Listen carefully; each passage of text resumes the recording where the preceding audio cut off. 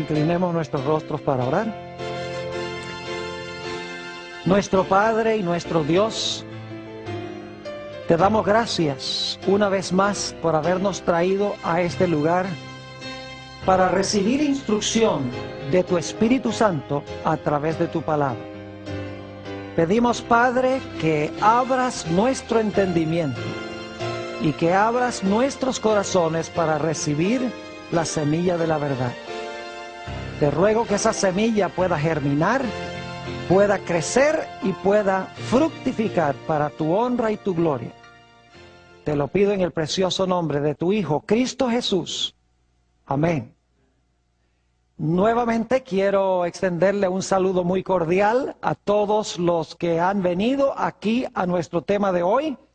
Y quiero también darle una bienvenida muy especial a todos los que nos están viendo por la pantalla de televisión vía satélite en diferentes partes del mundo. Estamos muy contentos de que hayan tomado el tiempo para ver esta presentación que se titula Abraham y las promesas del pacto.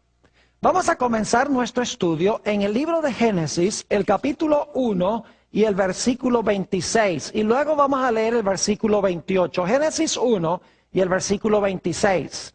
Y hay 4 puntos que quiero subrayar en estos versículos. 4 puntos. Hay más, pero esos son los que quiero recalcar. Dice en Génesis, el capítulo 1 y el versículo 26. Entonces dijo Dios: hagamos al hombre a nuestra imagen conforme a nuestra semejanza. Y ahora viene el primer concepto clave. Y señoree, es decir, reine. ¿Dónde?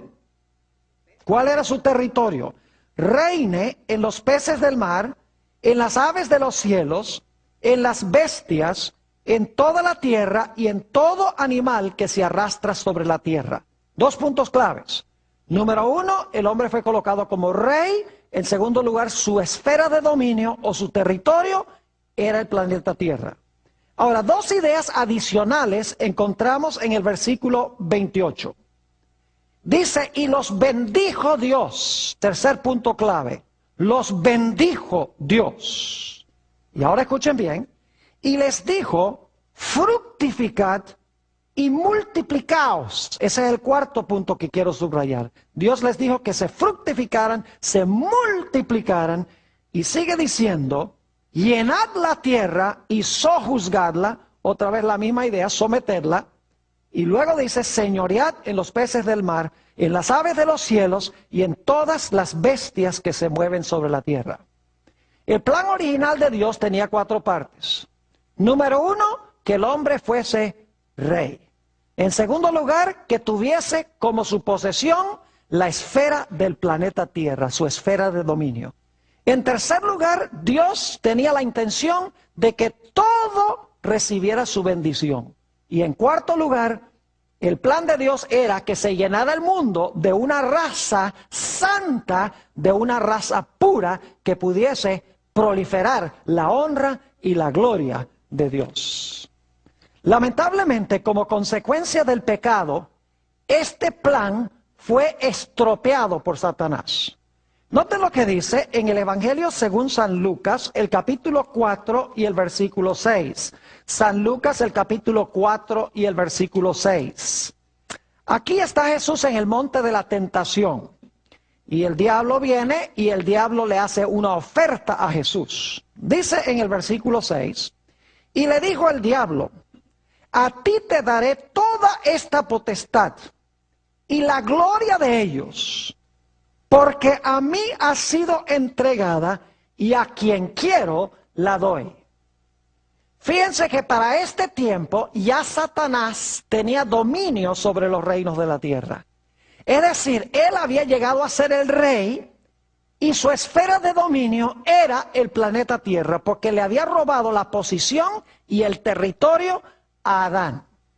Además de eso, si leemos el libro de Génesis, nos damos cuenta que no solamente perdió el hombre su posición como rey, no solamente perdió su territorio, la tierra, sino que nos dice que como consecuencia del pecado, entró al mundo la maldición. 3 veces en Génesis 3 y 4 tenemos la palabra maldición. Lo cual significa que en vez de la bendición que Dios quería que la raza humana tuviera, ahora entró la maldición. Dios maldijo la tierra, Dios maldijo a la serpiente y Dios maldijo a Caín. En lugar de la bendición, la maldición. Y en lugar de llenarse la tierra de una raza santa, con el hombre proliferándose, multiplicándose y llenando la tierra, según Génesis 6, la tierra sí se llenó, pero se llenó de una raza inicua, de una raza corrupta. La raza humana necesitaba a alguien que pudiese recuperar los 4 elementos que se perdieron como consecuencia del pecado. El problema es, como hemos visto, no había nadie dentro de la raza humana que hubiese vencido completamente a Satanás para recuperar el trono, para recuperar el territorio, para recuperar la bendición y para recuperar la posibilidad de una muchedumbre que nadie puede contar de gente santa y pía llenando el planeta Tierra. La raza humana necesitaba un redentor, alguien que recuperara lo que se había perdido. El problema es que no había nadie que pudiese hacerlo.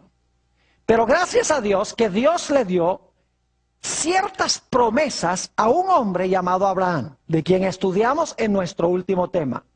Y es interesante notar que las promesas que Dios le hizo a Abraham eran los mismos elementos de los planes que Dios tenía originalmente para el hombre. Quiero que notemos las promesas que Dios le hizo a Abraham. Génesis, el capítulo 22 y el versículo 17. Génesis, el capítulo 22 y el versículo 17. Quiero que noten que Dios le hizo las mismas promesas a Abraham que estaban incluidas en el plan original de Dios para el hombre. Génesis 22, 17, Dios le dice a Abraham, de cierto de cierto te bendeciré y multiplicaré tu descendencia como ¿qué? Como las estrellas del cielo y como la arena que está a la orilla del mar. Y tu descendencia poseerá las puertas de sus ¿qué? Las puertas de sus enemigos. Ahora quiero que noten 3 ideas en este versículo. La primera idea es que Dios iba a bendecir a Abraham. La segunda idea que tenemos aquí es que Dios iba a multiplicar la descendencia de Abraham. Y en tercer lugar, notamos aquí que Dios iba a hacer posible que la simiente de Abraham, se usa la palabra descendencia en la versión del 60, pero en realidad en el original dice la simiente de Abraham iba a poseer las puertas de sus enemigos, es decir, iban a tener dominio sobre sus enemigos. Ahora, otra cosa que Dios le prometió a Abraham, no solamente le prometió dominio, no solamente le prometió una descendencia innumerable, no solamente prometió la bendición, sino que Dios también le prometió la tierra. Note lo que dice en el libro de Génesis, el capítulo 22 y el versículo 18. Génesis, el capítulo 22 y el versículo 18. Aquí encontramos otra promesa de Dios a Abraham. Dice allí, y en un momento vamos a estudiar el contexto de esto, en tu simiente serán ¿qué? Serán benditas todas las naciones de ¿qué? De la tierra, por cuanto obedeciste mi voz. Y en múltiples textos en el libro de Génesis encontramos que Dios le promete a Abraham que esas naciones iban a habitar en la tierra prometida, en la tierra de Canaán. Y muchos han concluido de que Dios le estaba prometiendo a Abraham nada más ese pedacito de tierra allá que nosotros conocemos como Palestina. Pero en realidad Abraham entendió que estas promesas de Dios eran mucho más amplias. Él entendió que cuando Dios dijo que le iba a devolver la tierra, no estaba hablando solo de ese pedacito de tierra allá en Israel. Él entendió que Dios estaba prometiendo darle el mundo. Note lo que dice en Romanos el capítulo 4 y el versículo 13. Romanos el capítulo 4 y el versículo 13. Dice, porque no por la ley fue dada a Abraham o a su simiente la promesa de que sería heredero ¿de qué? Del mundo, sino por la justicia de la ¿qué? De la fe. ¿Qué le prometió Dios a Abraham que iba a heredar? No la tierrita allá en Canaán, sino que iba a heredar ¿qué cosa? El mundo, según dice este texto. También en Hebreos 11 y el versículo 10 y el versículo 16 encontramos esta misma idea. Hebreos el capítulo 11 y el versículo 10 y luego el versículo 16. Dice en el versículo 10, hablando de Abraham, Isaac y Jacob, porque esperaba la ciudad que tiene fundamentos, cuyo arquitecto y constructor es ¿quién? Dios. Versículo 16, pero anhelaban una mejor, es decir, una patria mejor. Esto es, ¿qué cosa? Celestial. Por lo cual Dios no se avergüenza de llamarse Dios de ellos, porque les ha preparado una ¿qué? Una ciudad, y es una ciudad celestial.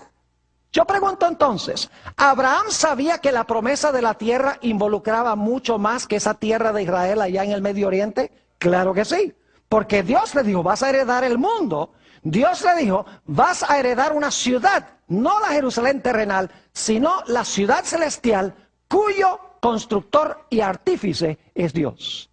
Abraham también entendió que él no era el que iba a traer la bendición. Él también comprendió que él no era el que iba a ganar dominio sobre sus enemigos. Abraham también entendió muy bien de que él no iba a quitar la maldición.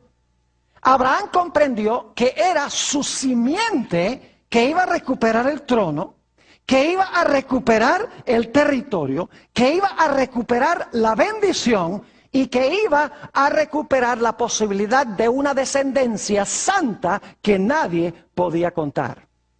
Ahora, hay una historia muy interesante que tenemos en el libro de Génesis, el capítulo 22, que será el centro de nuestro estudio en el tema de hoy. Porque ilustra cómo a través de Abraham y su simiente, Dios iba a recuperar las 4 cosas que había incluido como el plan original de él para el ser humano. Génesis, el capítulo 22, habla de la historia del sacrificio de Isaac. Ahora, quiero darles un poquito de trasfondo. Cuando esta historia se realiza, Abraham ya es un anciano. Tiene 120 años. Y Dios se ha demorado en cumplir su promesa de darle un hijo a Abraham durante un largo trayecto de tiempo. Pero luego llegó el cumplimiento del tiempo y Abraham, el anciano de grande edad, podríamos decir, tuvo a Isaac, su hijo. Nos dice en Gálatas, el capítulo 4, que va a ser nuestro tema de estudio en el próximo tema, que Isaac nació por un milagro del Espíritu Santo.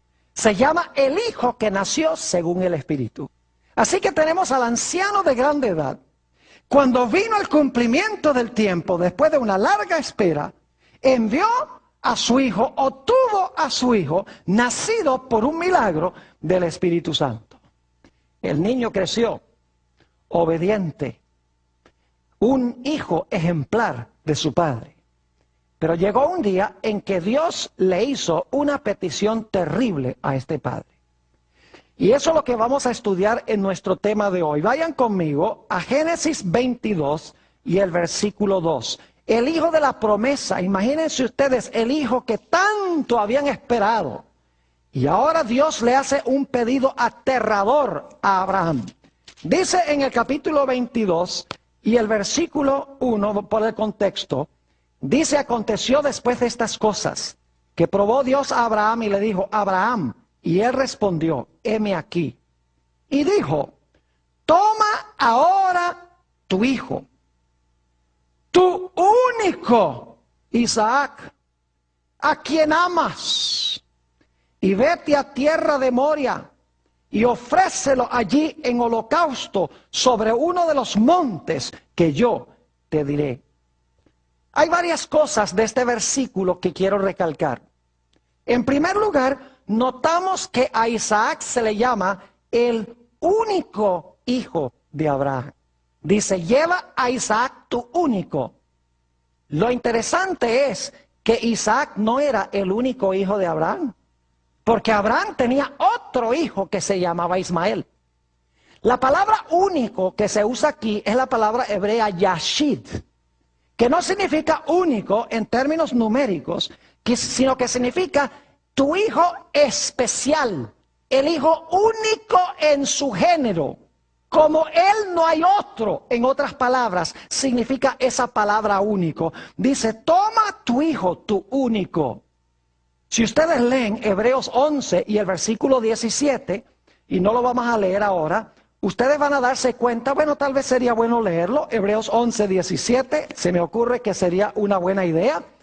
Hebreos 11 y el versículo 17 nos dice algo muy interesante en cuanto a Isaac. En Génesis dice que Isaac fue el único de Abraham. Ahora note lo que dice Hebreos 11 y el versículo 17, hablando de este hijo de Abraham. Dice, por la fe Abraham, cuando fue probado, ofreció a Isaac. Y el que había recibido las promesas, ofrecía a su ¿qué? A su unigénito. ¿Cómo se le llama a Isaac? El unigénito hijo. Ahora, esa no es la mejor traducción. Una mejor traducción sería, pues la palabra griega, monogenes, significa también único en su género. En el Antiguo Testamento es hebreo, yashid. En el Nuevo Testamento es monogenes, que es la palabra griega equivalente. Sabemos que significa eso porque Isaac no era el unigénito hijo de Abraham, porque él tenía otro hijo que era ¿quién? Ismael.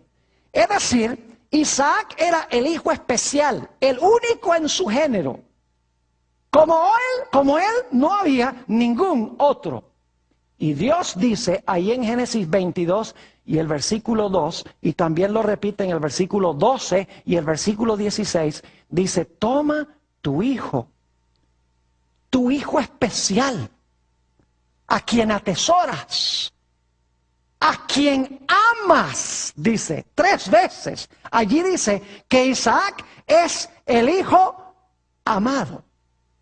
Y luego dice en el versículo 2 que Dios manda a Abraham a llevar a su hijo a un monte. Se llama el monte Moria. Ahora lo interesante es que el monte Moria, si uno mira un mapa de la tierra de Israel, quedaba a 75 kilómetros de Beerseba, a donde vivía Abraham en ese tiempo. Es decir, tenían que viajar 75 kilómetros desde la casa a donde iba a ser sacrificado Isaac. Lo interesante es que el versículo 2 nos dice que Abraham, cuando llegara allí, tenía que ofrecer a Isaac como holocausto. Ahora, esa palabra es muy interesante. Se usa en el sistema del santuario del Antiguo Testamento para describir la ofrenda por el pecado. Note lo que dice Levítico, el capítulo 1 y los versículos 3 y 4. Levítico capítulo 1 y el versículo 3 y 4. Debo decirles que habían algunos sacrificios que tenían el propósito de que el que sacrificaba estaba dando gracias a Dios. No tenían una relación directamente con el pecado, con la expiación del pecado. Pero el holocausto, la palabra que se usa aquí, era un sacrificio por el pecado. Dice en Levítico, el capítulo 1 y el versículo 3 y 4, lo siguiente. Si su ofrenda fuere holocausto vacuno, macho sin defecto lo ofrecerá. De su voluntad lo ofrecerá a la puerta del tabernáculo de reunión delante de Jehová. Y pondrá su mano sobre la cabeza del holocausto y será aceptado ¿para qué? Para expiación suya. Es decir, era un sacrificio que tenía como propósito expiar el pecado.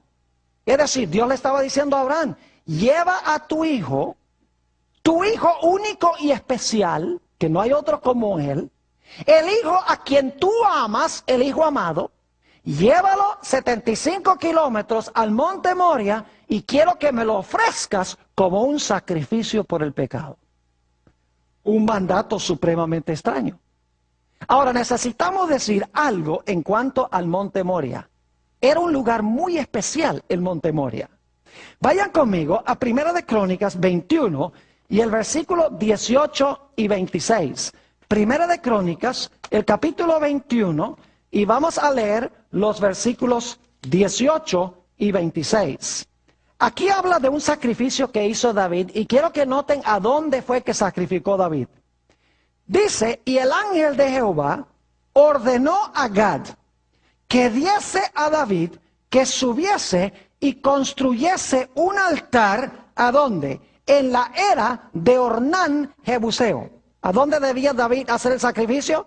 En la era de Ornán Jebuseo. Noten el versículo 26. David obedeció.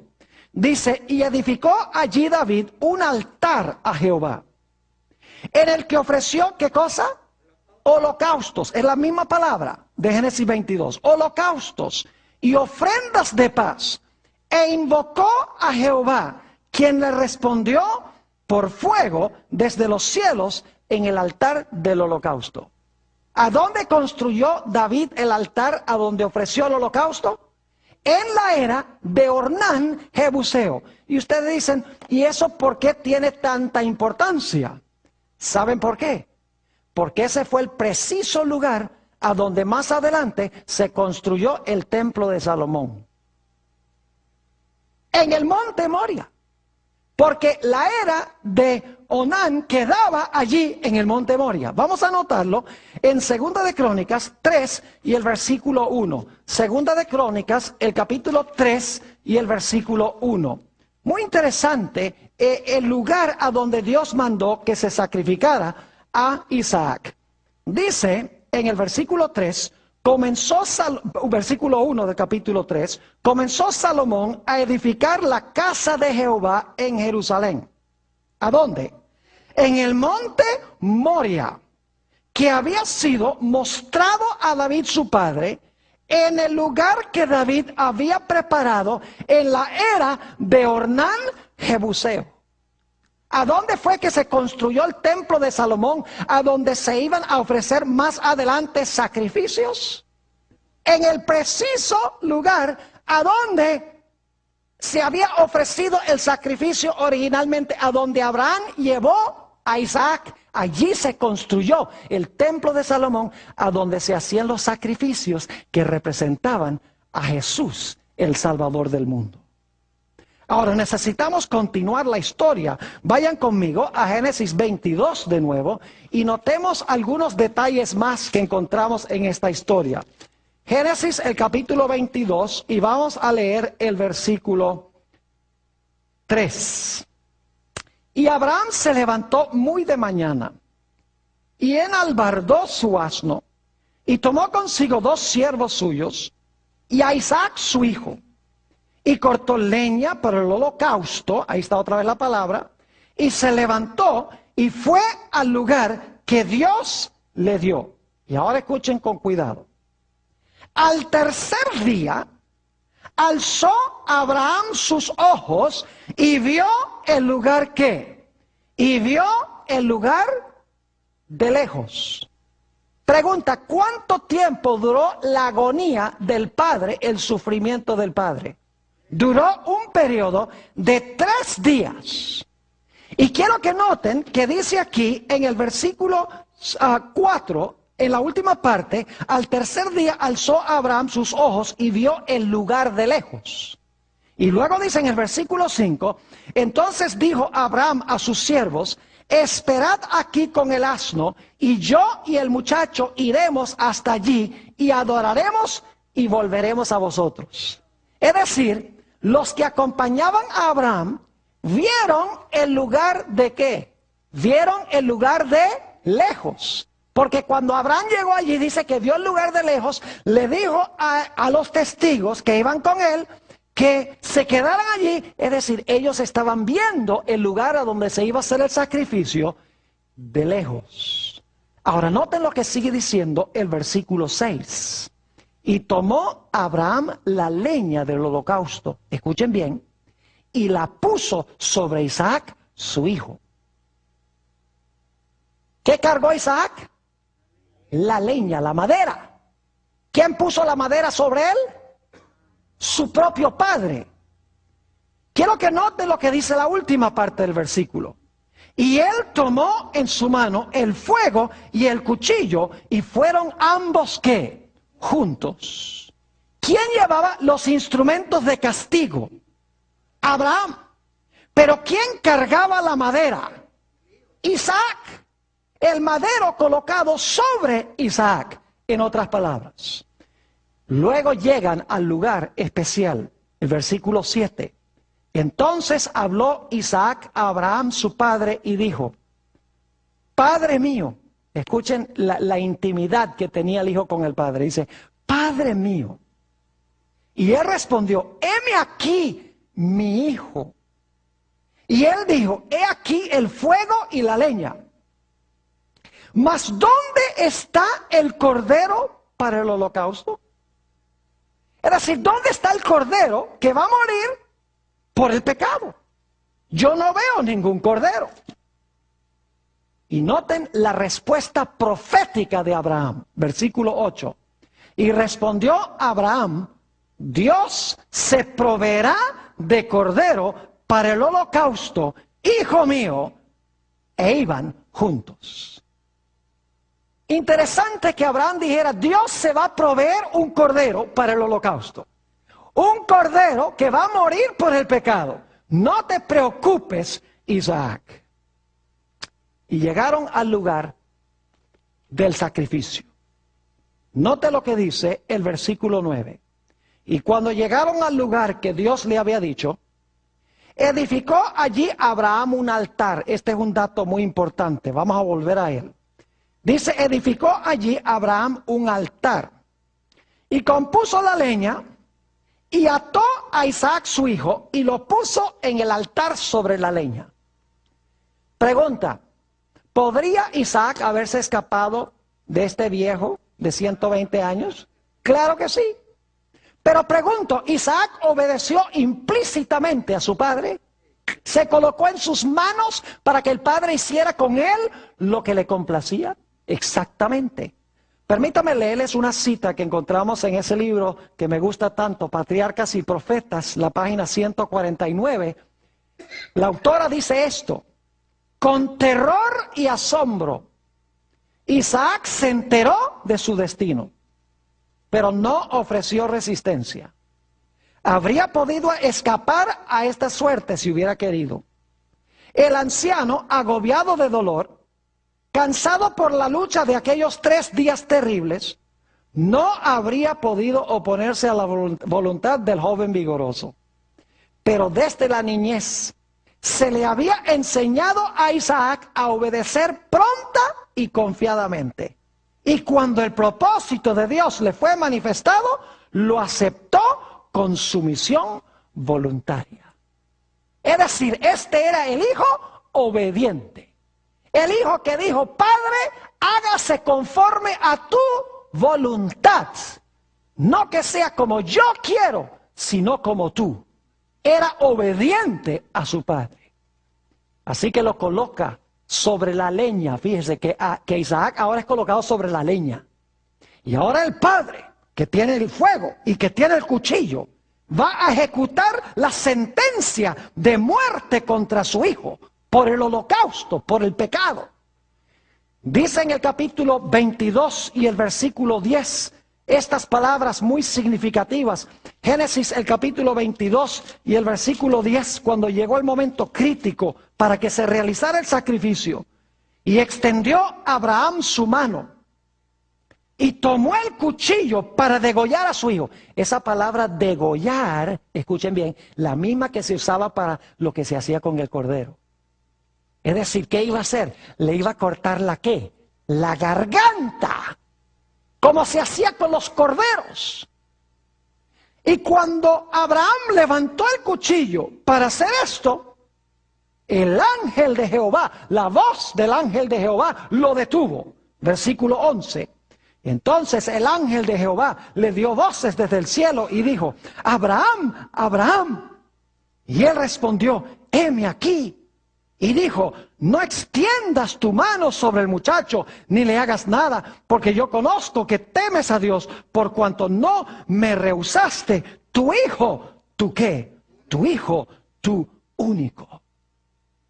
Ahora escuchen lo que les voy a decir. Abraham, según esta historia, levantó un altar y colocó a Isaac sobre el altar e invocó el nombre de Jehová. Ahora, hay varios versículos que solamente voy a mencionar que son muy interesantes. Ustedes los tienen, creo que los tienen en su lista. Esa expresión, invocar el nombre de Jehová, es muy especial en el Antiguo y el Nuevo Testamento.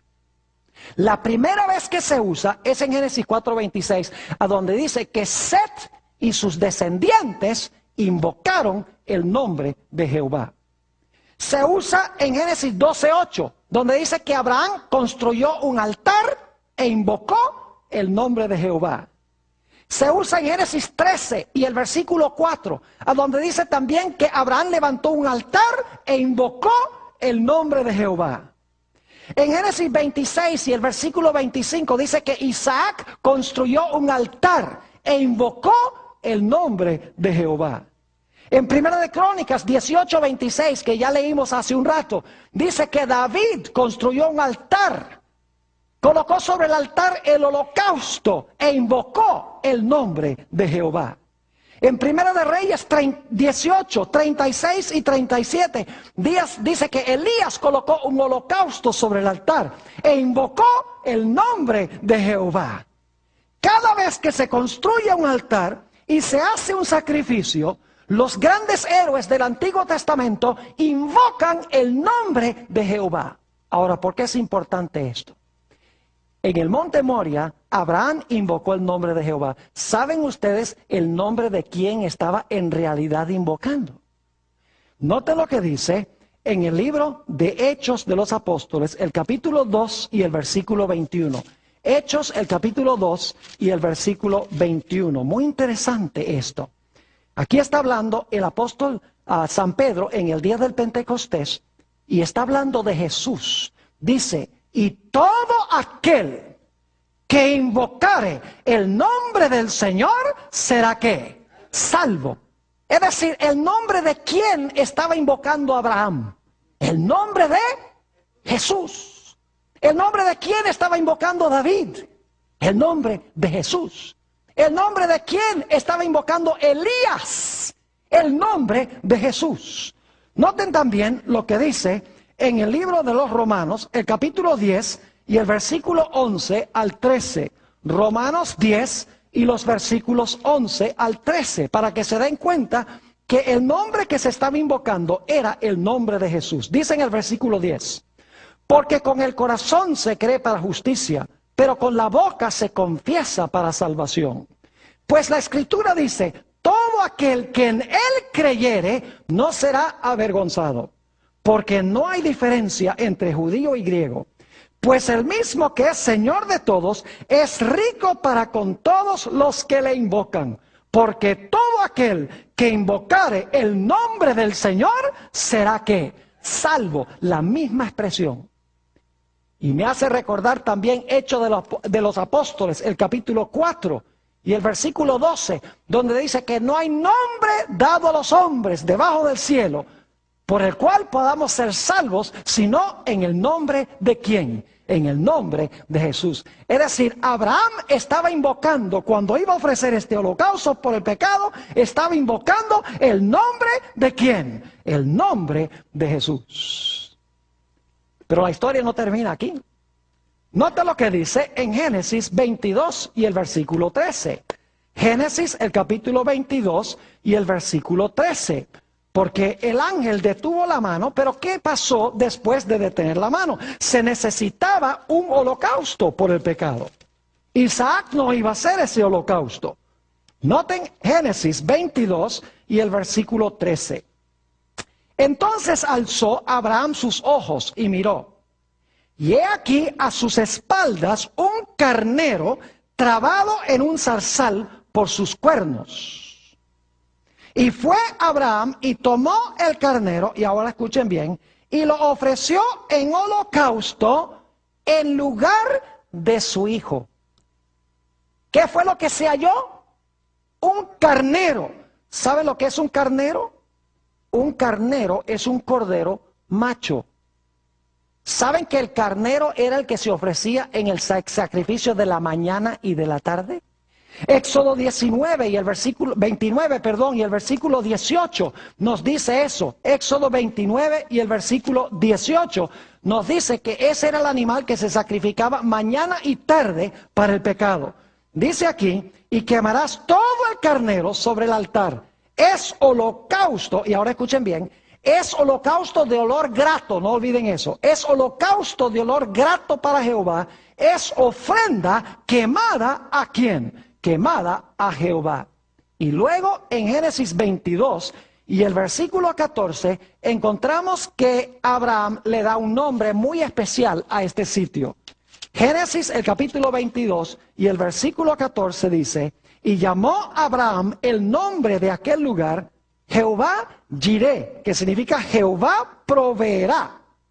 Por tanto se dice hoy, en el monte de Jehová será que, en el monte de Jehová será provisto.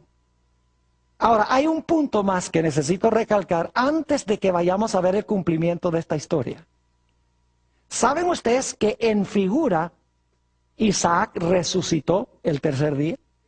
Noten lo que dice en el libro de los Hebreos, el capítulo 11 y el versículo 19. Hebreos 11 y el versículo 19.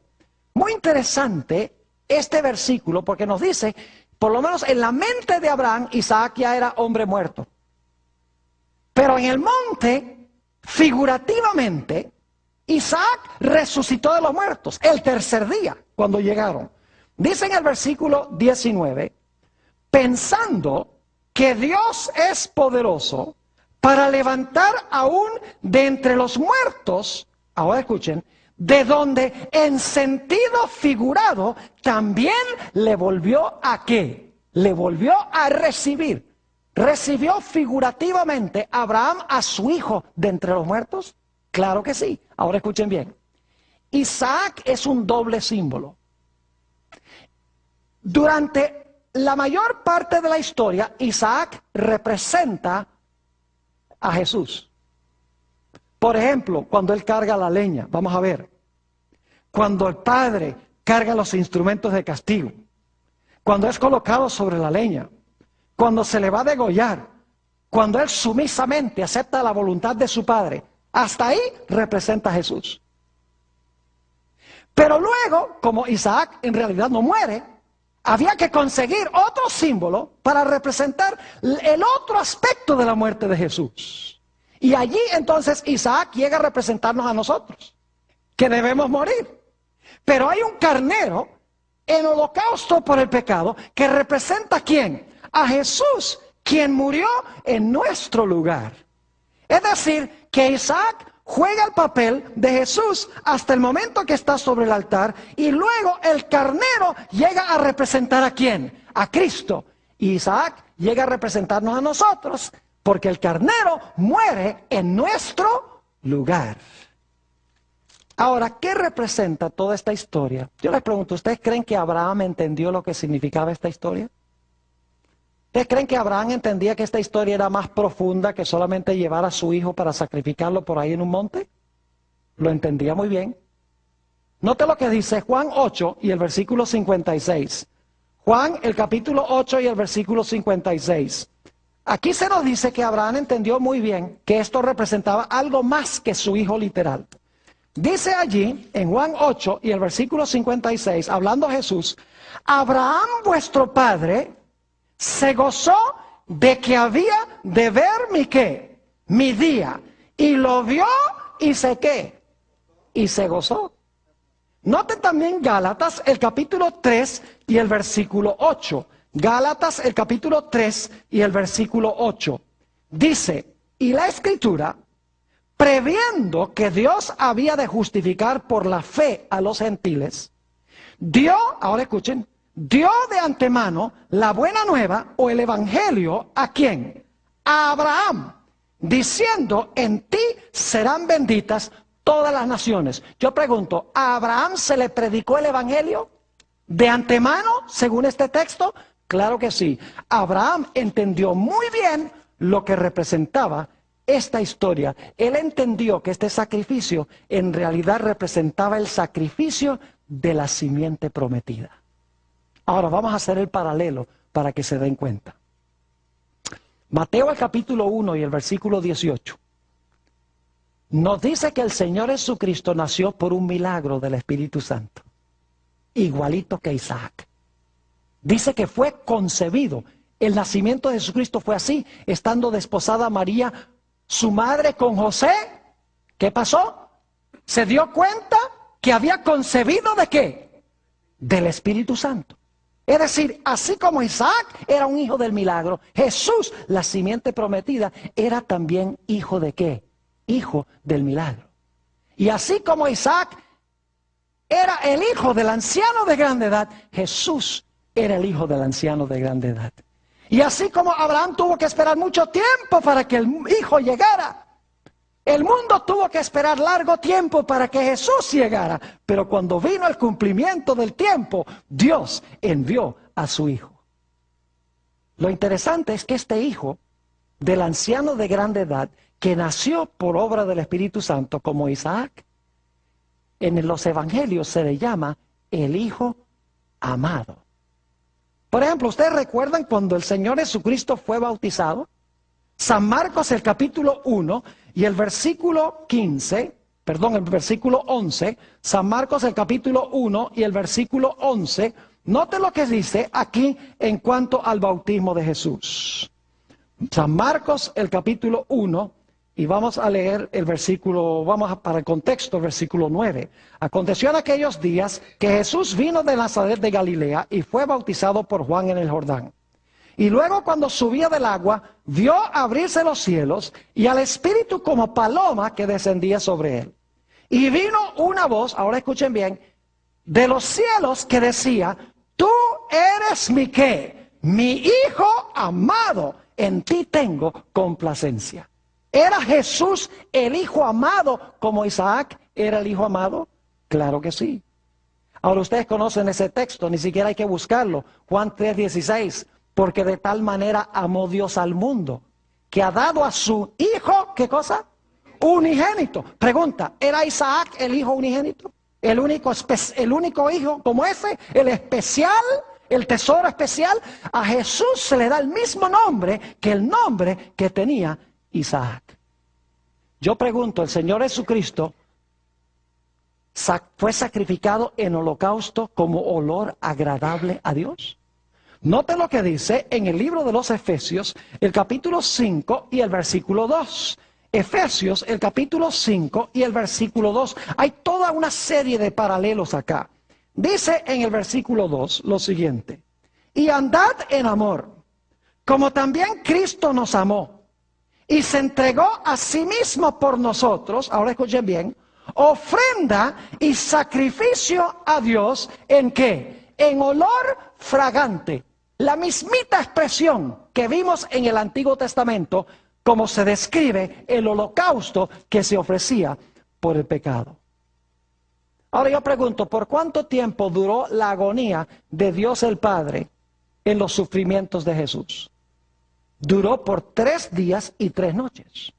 San Mateo el capítulo 12 y el versículo 40 nos dice que Jesús estuvo en su agonía, se expresa como el centro de la tierra. En realidad su agonía comenzó el jueves en la noche, por un periodo de ¿qué? De 3 días y 3 noches. ¿Cuánto tiempo agonizó Abraham en su viaje cuando iba a ofrecer a su hijo?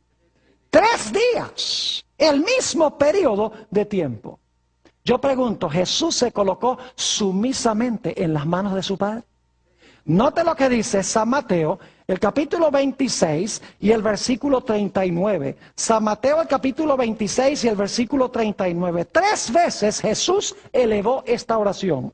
Yendo un poco más adelante, se postró sobre su rostro, orando y diciendo, Padre mío. Es la misma expresión que usó Isaac, ¿sí o no?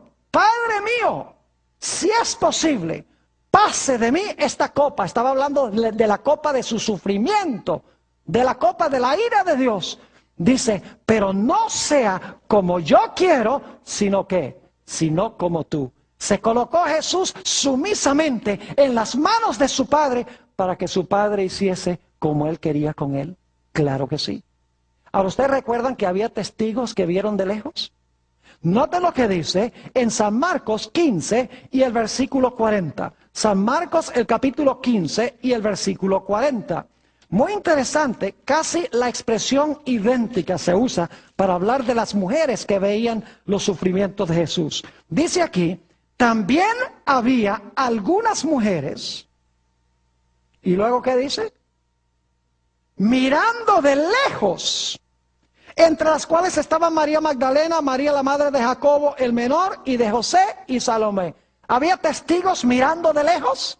La mismita expresión que vimos en Génesis, el capítulo 22. Yo pregunto, ¿quién llevó el madero?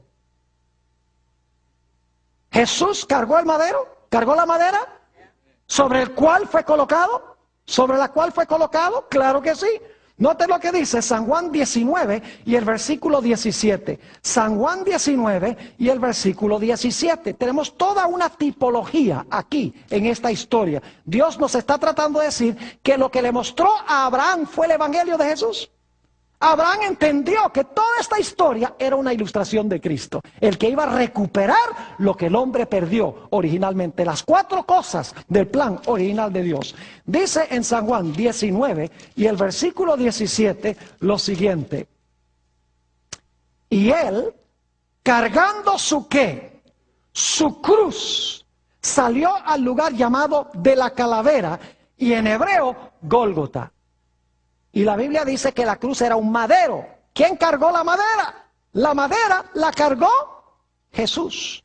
Pero yo pregunto, ¿quién llevaba los instrumentos de castigo? ¿El castigo de quién sufrió Jesús? Sufrió el castigo de su propio Padre. Note lo que dice Isaías 53 y el versículo 4 y 5. Isaías 53 y el versículo 4 y el versículo 5. Dice aquí: ciertamente llevó Él nuestras enfermedades y sufrió nuestros dolores. Y ahora escuchen, y nosotros le tuvimos por azotado, por herido ¿de quién? De Dios y abatido. ¿Quién lo hirió a Jesús? Su propio Padre. Lo mismo que iba a suceder ¿con quién? Con Isaac. Su propio padre lo iba a degollar. Versículo 5.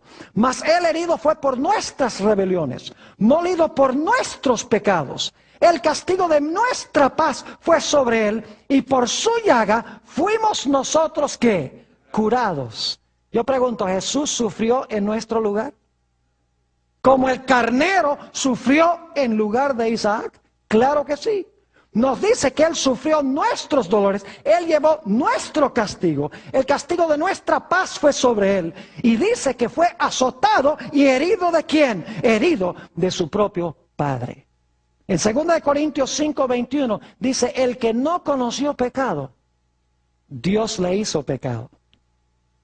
Como sucedió con ese carnero, para que nosotros pudiésemos ser hallados justicia de Dios en Él. ¿Qué día resucitó Isaac de los muertos en figura? Lo leímos en Hebreos 11:19. ¿Cuál día? El tercer día. ¿Qué día resucitó Jesús? Note lo que dice 1 Corintios 15 y el versículo 3 y 4. 1 Corintios, el capítulo 15 y el versículo 3 y el versículo 4. ¿Qué tipología tan interesante esta? Dice en el versículo 3, porque primeramente os he enseñado lo que asimismo recibí. Y luego dice que Cristo murió por nuestros pecados conforme a las Escrituras, y que fue sepultado y que resucitó ¿cuándo? Al tercer día conforme a las Escrituras. ¿De dónde creen ustedes que viene esa referencia de las Escrituras que iba a resucitar el tercer día? Dice conforme a las Escrituras del Antiguo Testamento.